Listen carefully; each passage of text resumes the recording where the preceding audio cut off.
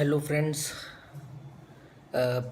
अभी मैं इस समय वृंदावन में हूँ और आज दोपहर को लगभग 2 सवा 2 बजे आगरा से मैं चला था और शाम को 7 बजे मैं वृंदावन आ गया।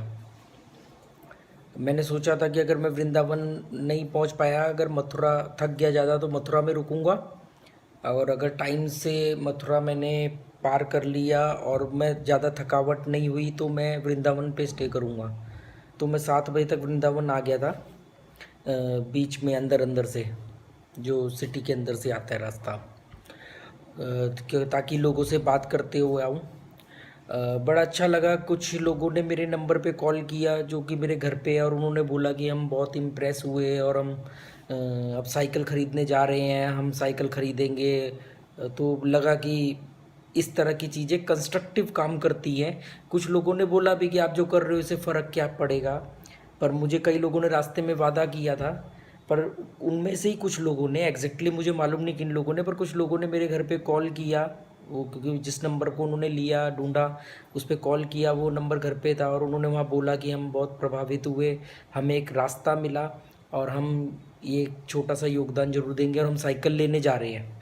तो जब मेरी घर पे बात हुई, ये बताया, तो मुझे वाकई में बहुत अच्छा लगा कि एक छोटी सी शुरुआत भी कुछ काम कर सकती है। अगर एक आदमी ने भी साइकिल खरीदी तो मेरी ये जो एफर्ट है या ये जो जर्नी है ये सफल हो जाएगी।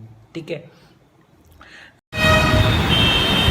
अभी मैं बहादुरगढ़ में हूँ, बहादुरगढ़ क्रॉस कर रहा हूँ। ये मेट्रो ट्रेन आते हुए अब लग रहा है जैसे मैं दिल्ली में आ गया हूँ, क्योंकि दिल्ली मेट्रो का ही यहाँ तक विस्तार हुआ है शायद। ये सामने बोर्ड है गुड़गांव, नाहरगढ़, सोनापाली, और ये मेट्रो जा रही है ऊपर। तो अब लग रहा है कि जैसे मैं दिल्ली में एंटर कर गया हूँ, पर अभी दिल्ली बहुत दूर है, तो बहुत दूर मतलब दूर है। मैं यहाँ से अभी 10 किलोमीटर आगे फरीदाबाद है, वहाँ नाइट स्टे करने की सोचूंगा, मतलब वहीं करनी है। और उसके बाद देखता हूँ बॉडी की क्या हालत है, क्योंकि 3 दिन से बिना रेस्ट किए लगभग 400 किलोमीटर चलाई है 3 दिन में। तो दिल्ली शुरू हो गया है, मैंने अभी दिल्ली में एंट्री किया है। ये सामने दिल्ली मेहरौली का बोर्ड लगा हुआ है, और ये मेरे पीछे बदरपुर मेट्रो स्टेशन है। 10 अगस्त को मैंने अपनी जर्नी शुरू करी थी काठमांडू से दिल्ली के लिए, जो कि अब आखिरी कदम पे है। सामने दिल्ली मेहरौली का बोर्ड लगा हुआ है, ये मैंने बदरपुर वाला फ्लाईओवर क्रॉस किया है। ये मेरे पीछे ही बदरपुर मेट्रो स्टेशन अभी निकला है।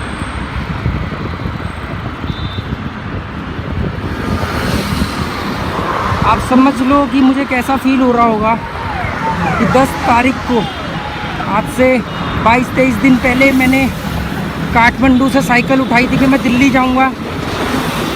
मुझे यकीन था, पर लोग इमेजिन नहीं कर पा रहे थे, और आप लोगों की सपोर्ट और शुभकामनाओं की वजह से मैंने कर दिखाया। इसमें बीच में एक दिन ऐसा भी आया कि जिस दिन मैंने 15-16 घंटे के अंदर 205 किलोमीटर साइकिल चलाई, औरैया से आगरा।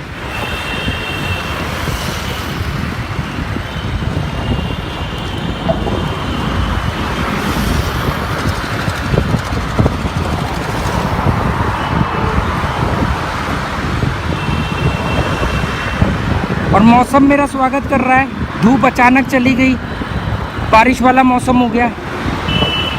आप देख रहे होगे बादल।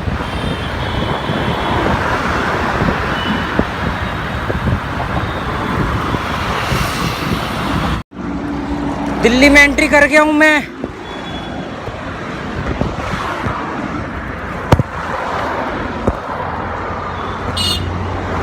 Feeling happy. जाने वो कैसे लोग थे जिनको प्यार से प्यार मिला, जाने वो कैसे लोग थे जिनको प्यार से प्यार मिला। हमने तो सिर्फ खुशियाँ मांगी थी, कांटों का हार मिला। जाने वो कैसे लोग थे जिनको प्यार से प्यार मिला, जाने वो कैसे लोग थे जिनको प्यार से प्यार मिला. Hey guys, this is Shona from Shona Sis, and this is my first video. And in my channel SSSP, my last video was uploaded of that my father has gone to Nepal from some work, and he saw that people were using cycles and all in their daily life. So my father think that he will promote cycle because in India there is lot of pollution.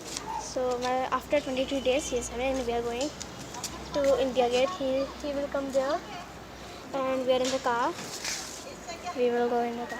So I am very excited to see him. Well, are you excited to see him? You want to see? She is my sister. So let's go to the India Gate. पापा ने गाड़ी चला गया ना उस time भी है ना वो तो साइकिल से आएंगे. So guys, they are my friends. Laddu you can say उसका मन भी नहीं लगेगा तो छोड़ दो, बीमार नहीं हो, चूस चले जाओ, real name फिर मन नहीं लगेगा. Okay, real name Sweeney. अरे देखना, And मैंने now वो we are देखना गया, reaching मैं India भी डाल Gate. दूँगा. So guys, we have reached India Gate.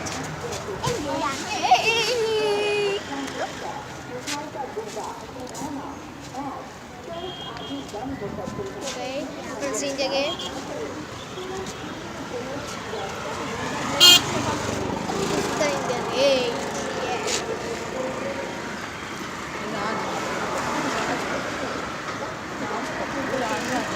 तो इंडिया गेट कौन सा है? हाँ भाई बता रही है इंडिया गेट. मैंने ये नहीं बोला कि ये राजपथ है. Okay, right now we are waiting for Sweeney's father. Means my father. Welcome करने के लिए 3 सेम कलर की साइकिल वहाँ खड़ी हुई है.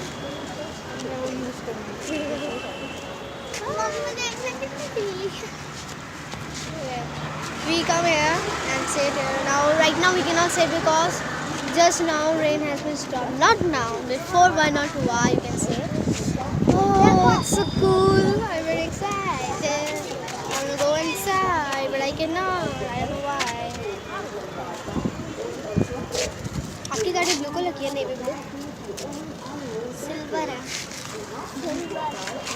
वाइट ऐसे मैं गेट पे चढ़ लेती हूँ हाँ भैया. हिंदी होता है हम गेट पे चढ़ लेती हूँ आंटी नहीं आई. आपको मैं दिखा दूँ मैंने दो बहुत अच्छा बनाया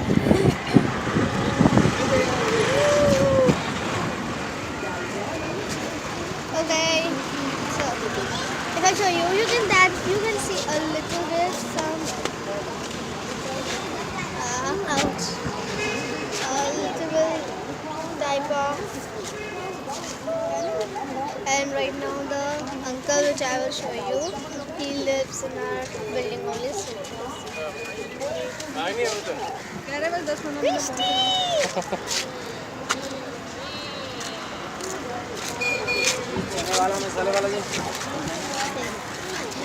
This uncle, he lives in our building only. Yeah, I'm excited. what up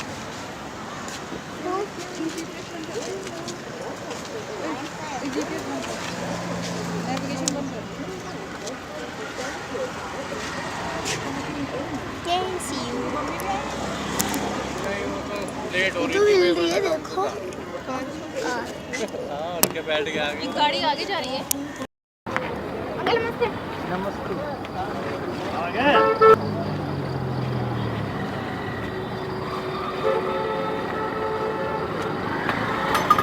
कोई बात नहीं. रास्ते में लोग रोक रहे. कोई बात नहीं. आओ बेटा.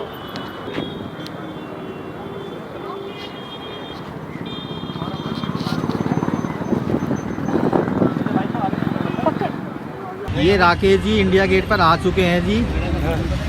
काठमांडू से यात्रा करते हुए इंडिया गेट आ गए हैं। अब यहाँ से ये वैशाली घर की ओर जाएंगे और ये सारे लोग यहाँ पर वेलकम के लिए आए हुए हैं। सारे लोग राकेश जी का वेलकम कर रहे हैं।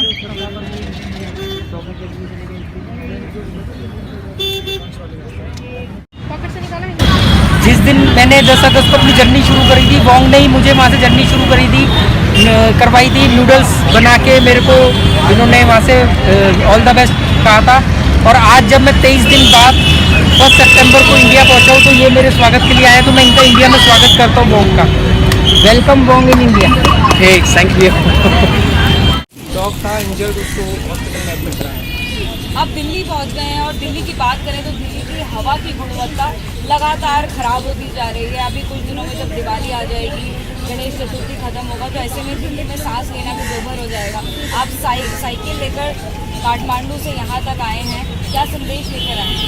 यही संदेश लेके आया हूँ कि अगर हर आदमी अपने छोटे मोटे काम जो हो सकते हैं साइकिल से या बाइक खरीदने से पहले जो वो करते थे, अगर वो काम वो करते रहें अपने 2, 4, 5, 10 किलोमीटर जितना भी वो चला सकते हैं, तो छोटा छोटा योगदान से उनका पॉल्यूशन जो बचेगा, उनको मालूम भी नहीं पड़ेगा कि पॉल्यूशन में उन्होंने क्या योगदान दिया, जो बच गया, और वो फिजिकली फिट रहेंगे और फ्यूल भी बचेगा हमारा। आपने बोर्ड पर लिखा हुआ है Kathmandu to New Delhi 1500 kilometre by cycle. Kathmandu to Delhi करीबन 1140 किलोमीटर पड़ता है। तो ये बाकी के जो किलोमीटर्स हैं, ये आप कहाँ ट्रैवल करते हैं? अगर आप गूगल पे डालेंगे तो गूगल आपको दिखाएगा काठमांडू से दिल्ली 1100 समथिंग, पर ये जो दिखाता है गूगल, ये हाईवे दिखा रहा है। अगर आप बाइक कार जाए, मेरे पास बाईसाइकिल थी, मेरे को एक ऐसे रूट चुनना था जहाँ पे मैं रात रुक सकूँ।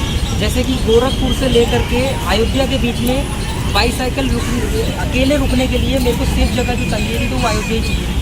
तो हर सिटी के अंदर 20, 30, 40 किलोमीटर तो मेरे को घूमना ही पड़ता है। जैसे लखनऊ में मैंने लगभग 70 किलोमीटर साइकिल चलाई और 2 दिन का स्टे किया, लोगों से बात करी, और बीच में जितने भी छोटे छोटे गाँव जो चौपाल होते थे, वो सब जगह मैं रुकता था, लोगों से बात करता था, इवन स्कूल के बच्चों से बात करता था, और वो सारी डिटेल में अपने पेज पे डालता था। किलोमीटर्स हैं, आप ये कहाँ से मेजर कर रहे थे? आपके पास कोई डिवाइस है? नहीं, डिवाइस नहीं है, पर ये जो आप जो साइन बोर्ड होते हैं, वो आपको बताता है कि यहाँ से ये इतना डिस्टेंस है, पर वो डिस्टेंस जो दिखाएगा आपको, वो बाईपास दिखाएगा। फिर सिटी के अंदर जाके होटल सर्च करना, लोगों से बात करना। जब आप एक दिन रुकते हो, तो मेरा मोटिव होता था कि मैं अपना मैसेज पहुँचाऊँ, ना कि डिस्टेंस कवर करूँ। तो मैं फिर शाम को जब थोड़ा रिलैक्स लेने के बाद अपनी साइकिल लेकर निकलता था, लोग अपने आप बोर्ड देख करके आते थे, मुझसे बात करते थे कि आप कहाँ से आए हो, कहाँ जा रहे हो, और फिर मैं उनको इस बारे में बताता था। अच्छी बात ये कि कुछ लोगों ने कॉल करके बोला कि अब हम साइकिल खरीदने जा रहे हैं। ये आपका असर हुआ है। एक आखिरी सवाल, क्योंकि साइकिल पर आप इतने दिनों से सफ़र कर रहे हैं, फिजिकल फिटनेस भी इसमें बहुत बड़ी चीज़ है। क्या कोई स्पेशल डाइट ले रहे हैं, क्या कुछ कर रहे हैं? किसी तरह की मेरी कोई फिजिकल फिटनेस के लिए मैंने कुछ भी नहीं किया, और जो थोड़ी बहुत मैंने एक्सरसाइज करी थी इस जर्नी को शुरू करने से 10-15 दिन पहले, वो रास्ते में काम नहीं आई। काम आया सिर्फ मेंटली, जो मैं स्ट्रॉन्ग था, क्योंकि कई बार 12 घंटे में 40 किलोमीटर साइकिल चली है, क्योंकि नेपाल के अंदर पहाड़ों को पार करना पड़ रहा था, और इंडिया में आने के बाद मैंने 12 घंटे के अंदर 100-150 किलोमीटर की साइकिल चलाई है। तो ये सारा का सारा जो गेम है माइंड गेम है। अगर आप मेंटली स्ट्रॉन्ग हो तो फिजिकल फिटनेस आपके ऊपर ज़्यादा असर नहीं करेगी। तो अगर आप मेंटली स्ट्रॉन्ग हैं तो फिजिकल फिटनेस भी आपके साथ देगी, आपका पूरा साथ देगी। तो राकेश शर्मा जो फिट इंडिया का नारा लेकर आगे चल रहे हैं, अपने मिशन को आगे बढ़ा रहे हैं, उनसे इंस्पायर होने की हमें ज़रूरत है, और साइकिल ज़्यादा से ज़्यादा अब चलाने की ज़रूरत है। कैमरा पर्सन सुंदर सिंह के साथ अजातिका सिंह, ABP न्यूज़। अभी इधर आएगी।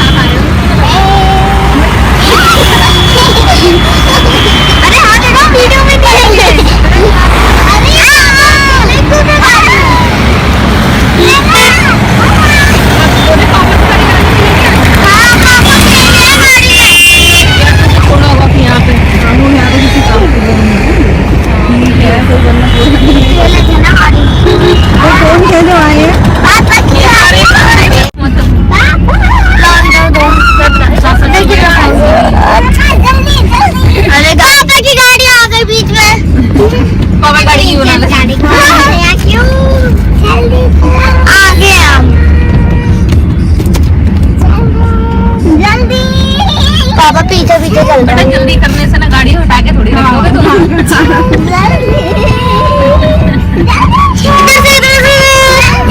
बड़ा अजीब सा लग रहा है, मैं यहाँ बैठी हूँ, वो बेचारे कितनी तेज भगा रहे हैं गाड़ी, बॉडी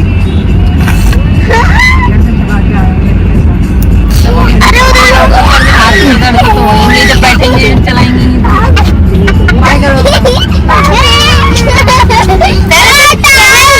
ऐसे ध्यान मत भटका।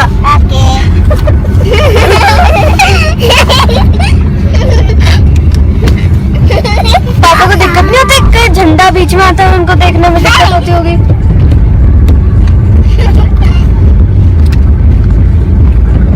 पापा पीछे पीछे।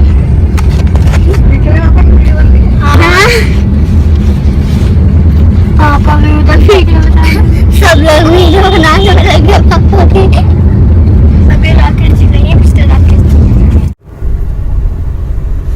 ये राकेश जी गाजीपुर बाईपास के पास हैं इस टाइम पर। अब ये वैशाली अपने घर जाते हुए बस आधे 15 से 20 मिनट में पहुंच जाएंगे। 1500 किलोमीटर की यात्रा करते हुए काठमांडू से दिल्ली आए हैं राकेश जी। अकेले ही इन्होंने यात्रा की है। 10 अगस्त को इन्होंने यात्रा शुरू करी थी।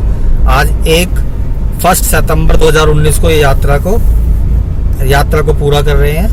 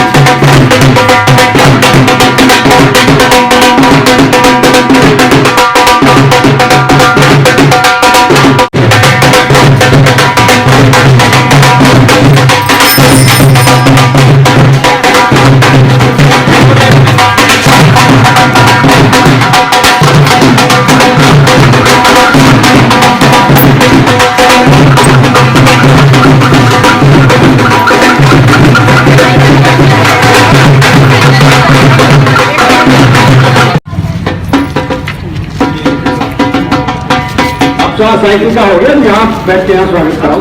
अब ये साइकिल G2 की साइकिल से उतरने के लिए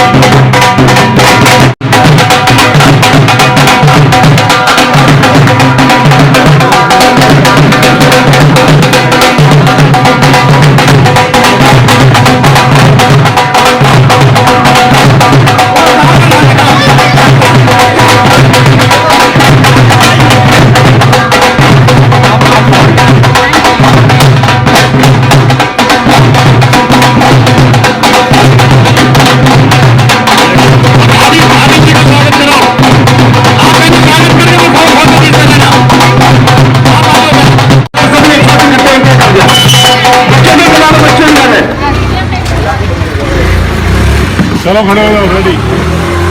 अभी देखो, अरे तो देखो अभी नहीं काम है इतनी दूर से साइकिल से आना, और हमारे लिए बहुत ही सोचने वाली बात है कि आगे आने वाले समय में अगर हम साइकिल का यूज करें तो एक तो पॉल्यूशन बचेगा, आपके पैसे बचेंगे, आपकी सेहत सुधरेगी। तो इसलिए आपको बहुत बहुत मुबारक, आपने इतना अच्छा संदेश दिया हम लोगों को।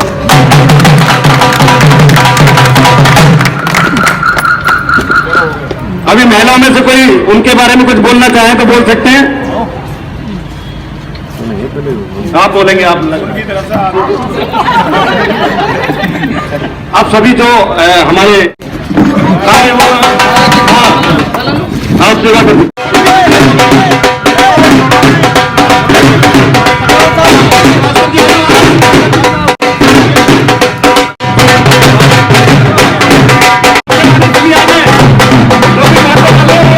पहले से प्लानिंग थी। मैं काठमांडू एज ए टूरिस्ट ऐसे घूमने गया हुआ था और 1-2 बार पहले भी जा चुका था।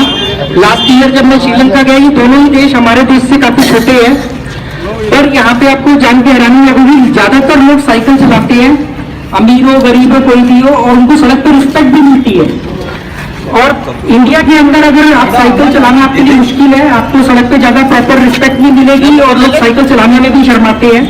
मुझे लग रहा था ये समस्या सिर्फ शहरों की है, तो मुझे लगा मेरे पास 2 रास्ते हैं, या तो मैं अपने घर में बैठ के बुराई करूं या मैं खुद कुछ करूं। तो मैंने 10 अगस्त को 12:30 बजे काठमांडू से ये जर्नी शुरू करी। मैंने वहां से ये साइकिल खरीदी। वहां की सबसे पहली शॉप 10 बाइक पे मैंने मेल किया कि मैं दिल्ली जाना चाहता हूँ, जो कि दूरी लगभग 1200 किलोमीटर है गूगल पे, सीधा जो हाईवे टू हाईवे है। पर मैंने रूट प्लान डिजाइन किया क्योंकि मेरा काम डिस्टेंस को कवर करना नहीं था, ज्यादातर लोगों से बात करना था। तो मैंने एक रूट प्लान डिसाइड किया और मैंने सोचा कि मैं 1500 किलोमीटर मिनिमम चलाऊंगा। और आते टाइम छोटे छोटे कस्बे शहरों में लोगों से बात करते हुए आया, और मुझे वहाँ पे बड़ी हैरानी हुई कि गाँव के अंदर भी लोग बाइक खरीदने का साइकिल बिल्कुल छोड़ देते हैं। पर 99% लोगों ने सपोर्ट किया मुझे कि हम साइकिल अब चलाएंगे, जो हमारे घर में बेकार पड़ी है। और कुछ 1% लोग मिले जो मजाक उड़ाते थे या कहते थे इससे कुछ नहीं बदलेगा और आज टाइम की कमी के लिए हम क्यों साइकिल चलाएं, हमारे पास ये सब चीजें। पर बहुत अच्छा लगा कि मेरे पहुंचने से पहले कुछ लोगों ने मुझे फोन किया कि हम साइकिल खरीद चुके हैं। तो मुझे लगा कि इससे फर्क पड़ता है, इस तरह की अगर आप कोई चीज करते हो तो इससे फर्क पड़ता है। मुझे नहीं लगा कि फर्क नहीं पड़ेगा, पर मैं अपनी ड्यूटी करूंगा। पर फर्क पड़ा, कई लोगों ने मेरे घर के नंबर पे फोन किया कि हम आज साइकिल खरीदने जा रहे हैं, और उन्होंने साइकिल खरीदी। और या जो उनके पास पड़ी हुई थी, उन्होंने वादा किया कि हम साइकिल चलाएंगे, कम से कम जो वो काम पहले छोटे मोटे बाइक आने से पहले करते थे वो अब हम जरूर करेंगे। साइकिल का सबसे बड़ा जो एडवांटेज है वो आप प्रदूषण कम होगा, मतलब प्रदूषण नहीं करती है साइकिल। अगर आप दिन के छोटे मोटे काम साइकिल से करोगे तो पॉल्यूशन नहीं होगा, नॉइज पॉल्यूशन नहीं होगा। दूसरा सबसे बड़ा फायदा है कि आपकी सेहत फिट रहेगी, क्योंकि आप लोगों के पास टाइम नहीं है कि आप 2 घंटे स्पेशली जिम में जाके वर्कआउट करो। पर आप छोटे मोटे काम के लिए जब साइकिल चलाओगे आपको मालूम ही नहीं पड़ेगा कि आपकी कितनी कैलोरी बर्न हो गई है, और आपको स्पेशली वर्कआउट के लिए टाइम नहीं निकालना पड़ेगा। हैरानी की बात यह है कि रास्ते में कई आर्मी के लोग मुझे मिले जिन्होंने कहा कि हमने साइकिल चला करके फिजिकल टेस्ट पास करके आर्मी में भर्ती हुए, और जब से हम भर्ती हो चुके हैं हमने बाइक ले ली है, बुलेट ले ली है, और अब हम ये चलाते हैं। पर उन्होंने मुझे काफी अप्रिशिएट किया। उन्होंने कहा कि आपने हमारा ध्यान उस तरफ आकर्षित किया है। तो मुझे लगता है कि मेरी ये यात्रा लोगों को जो मैंने मैसेज देने के लिए शुरू करी थी काफी हद तक सफल रही। पर आप लोगों ने जो ये स्वागत किया, ये मुझे लग रहा है मेरे काम से ज्यादा बड़ा स्वागत कर दिया आपने। किस तरीके की प्रॉब्लम फेस करनी पड़ी, कुछ प्रॉब्लम्स भी आई आपके? प्रॉब्लम से रिलेटेड बताओ। मैंने 10 अगस्त को शुरू किया था और आज 1 सितंबर है, मतलब 23वां दिन है। इसमें बहुत सारे एक्सपीरियंस है, काफी एक्सपीरियंस मैंने फेसबुक पे डाले हैं। कई एक्सपीरियंस ऐसे थे जिनको मैं रिकॉर्ड नहीं कर पाया या जिनको क्लिक नहीं कर पाया, पर मैं 1-2 इंसिडेंट आपको बता देता हूँ जो शायद आपके लिए भी फायदा करेगा। समोसे बाट बच्चों को नेपाल का एक घना जंगल है, चितवन का जंगल, उसको क्रॉस करना पड़ा मुझे शाम के टाइम। अगर आप उसको दोपहर में क्रॉस करेंगे भरी गर्मी में, तो शायद उम्मीद रहती है कि जानवर धूप की वजह से जंगल के अंदर हो। तो कोइंसिडेंस, जब मैं वहां पहुंचा तो उस समय 4 बज चुके थे। मुझे कई फॉरेस्ट ऑफिसर ने बोला कि ये आपकी लाइफ को थ्रेट हो सकता है, क्योंकि आप साइकिल एक स्पीड से ज्यादा नहीं चला सकते। दूसरा, चढ़ान के ऊपर 12 किलो के बैग की वजह से मुझे पैदल चलना पड़ता था, तो वो एक थोड़ा रिस्की था। तो मैंने स्टैंड बाई अपने जो जितनी मुझे समझ थी कि अगर ऐसा कुछ हुआ, जैसे वहां पे 3 जानवर के लिए उन्होंने मुझे आगाह किया था, गैंडा, भालू और बाघ, ये 3 जानवर चितवन पे ज्यादा मिलते हैं। तो मैंने एक लाइटर रखा था और मैंने सोचा था अगर कभी ऐसा हुआ तो मैं कुछ चीज जला लूंगा, तब तक कोई ना कोई ट्रक क्रॉस करेगा या कोई आएगा तो मुझसे हेल्प लूंगा। अच्छी बात रही कि मुझे इसकी जरूरत नहीं पड़ी। दूसरा एक इंसिडेंट था कि जो मेरा पहला दिन था, जब मैंने पहले दिन 76 किलोमीटर साइकिल चलाई थी। मैंने इससे पहले कभी जिंदगी में इतनी लंबी साइकिल कभी नहीं चलाई, तो वो 12 घंटे में मुझे सिर्फ 76 किलोमीटर कवर करने में मैं बहुत ज्यादा थक गया था। तो जब मुझे गेस्ट हाउस रात को मिला गजूरी नाम की जगह पे, तो मुझे मालूम नहीं मेरे किसी बॉडी में पेन नहीं हो रहा था, पर मैं इतना ज्यादा थक चुका था, इतना ज्यादा डर चुका था कि अंधेरा था। और नेपाल की सबसे बड़ी दिक्कत की बात क्या है कि अगर आपने एक स्टे का पॉइंट छोड़ दिया तो दूसरा स्टे का पॉइंट आपको 30 या 40 किलोमीटर बाद ही मिलेगा, बीच में कोई जगह नहीं होगी। तो बाईसाइकिल पे वो थोड़ा लाइफ को थ्रेट था। तो जब मैं वहां पहुंचा रात को, तो पता नहीं पहले दिन में क्यों इमोशनल हो गया, मेरी आंखों में आंसू आ गए, मुझे मालूम नहीं किस वजह से। पर उसके बाद मैं यूज भी हो गया। और एक बार एक होटल में रात को 1:30 बजे किसी ने मेरे कमरा खटखटाया। 2 लड़के मेरे कमरे के अंदर आए और एक कोल्ड ड्रिंक की बोतल लेके आए कि हम आपको थैंक यू करना चाहते हैं। और उस समय मेरे को लगा कि यार रात को 1:30 बजे आप एक जंगल के अंदर गेस्ट हाउस में रुको, रात को 1:30 बजे 2 लड़के क्या कर रहे हैं। और ऐसे बहुत से छोटे छोटे कई सारे इंसिडेंट हुए।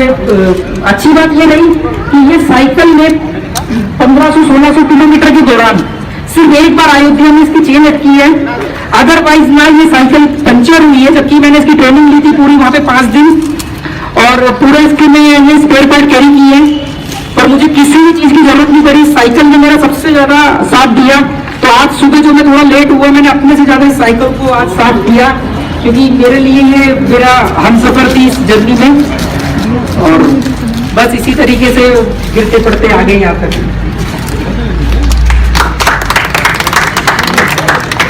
एक चीज और बताना चाहूंगा, कई बार ऐसा होता था कि मैं डिमोटिवेट हो जाता था कि आप दोपहर को जब साइकिल चला रहे हो, जैसे अयोध्या से लखनऊ के बीच की बात बता रहा हूँ, वो लगभग 155 किलोमीटर की दूरी है। मैं अकेला धूप में चला जा रहा हूँ, वो हाईवे खत्म ही नहीं हो रहा है। मुझे लग रहा है अब कोई जगह आएगी, अब कोई जगह आएगी, और सैकड़ों किलोमीटर में चले जा रहा हूँ, दूर दूर तक कोई आदमी नहीं। और एक सबसे बड़ी प्रॉब्लम क्या हुई, जैसे ही मैंने लखनऊ क्रॉस किया तो लखनऊ से कानपुर के बीच और कानपुर से औरैया के बीच में पेड़ नहीं मिले मुझे हाईवे पे। तो उस बीच में इतनी गर्मी थी कि मेरी स्किन पूरी जल चुकी थी। स्किन मेरी नेपाल में ही जल गई थी हाथ की। मैं ये जो मैंने पहना हुआ है, मैं इसको पहले समझता था कि लोग ऐसे शौकिया तौर पे पहनते हैं, पर मेरी स्किन इतनी जल गई कि मेरे से चला नहीं जा रहा, साइकिल चला नहीं पा रहा था धूप में। तो मैंने वहां पे एक दुकान से एक जोड़ी सॉक्स खरीदी, जुराबे, उनको कैंची से काटा व्हाइट कलर की, और उनको पहना मैंने, और बॉर्डर बुटवल तक आया। और इस तरह के कई इंसिडेंट होते चले गए। कुछ रिकॉर्ड है, कुछ दिमाग में सारे रिकॉर्ड है। बहुत लगभग मैंने 3000 लोगों से बात करी रास्ते में। डेली में 100-150 लोगों से मिलने का मेरा टारगेट होता था, और 99% लोगों ने बड़ा पॉजिटिव रिस्पॉन्स दिया। वो साथ में जुड़े एक को मैंने पर्सनली नाम से मैं कांटेक्ट में, बड़ा अच्छा लगता है। मुझे लग रहा था कि ऐसा कुछ होगा नहीं, मैं सिर्फ अपनी ड्यूटी करूंगा, अपने रिस्पॉन्सिबिलिटी निभाऊंगा। पर मुझे मालूम नहीं कि लोग जेन्युइनली इतना रिस्पॉन्स देते हैं कि स्पेशली आपको कई किलोमीटर आगे जाकर के मेरा वेट करते थे पानी की। मैंने और एक चीज और बताना चाहूंगा, साइकिल का सबसे बड़ा एडवांटेज आप इस बात से नोटिस कीजिए कि 23 दिन के अंदर मैंने सिर्फ 1 बोतल पानी की खरीदी है बाजार से, पैकेज ड्रिंकिंग वाटर की, बुटवल में, जो नेपाल के अंदर है। मैंने ये डिसाइड किया था कि मैं हर जगह का लोकल पानी पीऊंगा। तो हर जगह के पानी की क्वालिटी अलग है, TDS अलग है, कहीं का अच्छा है, कहीं का खराब है। पर मेरा जो पसीना दिन भर बहता था, तो वो जितना भी खराब पानी रहा होगा कहीं का भी, मुझे नहीं मालूम कहाँ का, अभी तक मैंने 1 बोतल खरीदी और 3 बोतल मुझे रास्ते में लोगों ने गिफ्ट करी है। इसके अलावा मैं डेली जो 10-15 लीटर पानी पीता था, वो सब मैं लोकल हैंडपंप का या ग्राउंड वाटर पीता था, और मुझे कोई स्टमक प्रॉब्लम नहीं हुई। ये सबसे बड़ा एडवांटेज है साइकिल का।